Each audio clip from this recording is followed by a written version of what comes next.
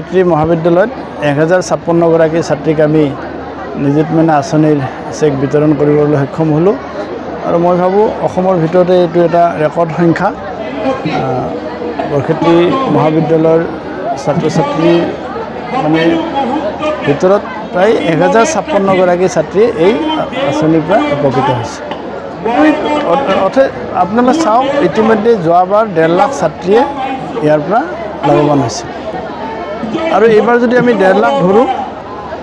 1,60,000 আছিলে যোৱাবাৰ আৰু 1,60,000 এবাৰ যদি এইবাৰ ধৰোঁ 3,20,000 হ'ব লাগে কিন্তু এইবাৰ 3,50,000 হৈছে তাৰমানে 30,000 ছাত্ৰীয়ে নতুনকৈ এইবাৰ এডমিশ্যন লৈছে এডমিশ্যনৰ গ্ৰ'থটো বাঢ়িছে এনৰলমেণ্টৰ গ্ৰ'থ যিটো বাঢ়িছে এইটো আমাৰ নিযুতমইনা আঁচনিৰ প্ৰভাৱ কাৰণ বহুত অভিভাৱকে পইচাৰ অভাৱত হায়াৰ ছেকেণ্ডেৰীত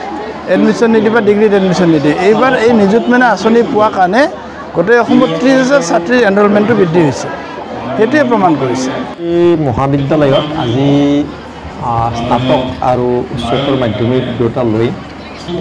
1056খন চিট বিতৰণ কৰা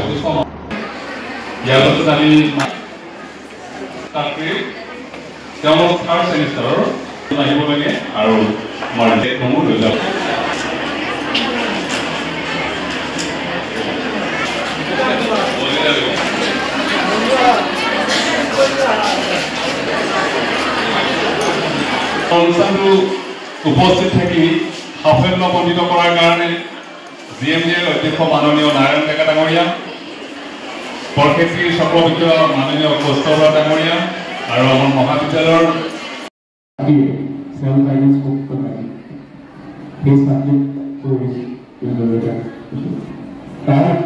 আমাৰ দুখন কেন্দ্ৰীয় বিশ্ববিদ্যালয় তেজপুৰ বিশ্ববিদ্যালয় আৰু বিশ্ববিদ্যালয়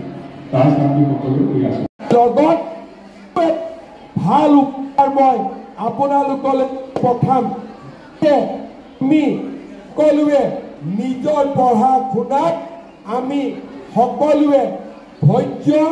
আৰু মনোযোগেৰে সৈতে আগবাঢ়ি গৈ থাকিব পাৰিম আজি আমাৰ সমগ্ৰ অসমতে 3.5 লাখ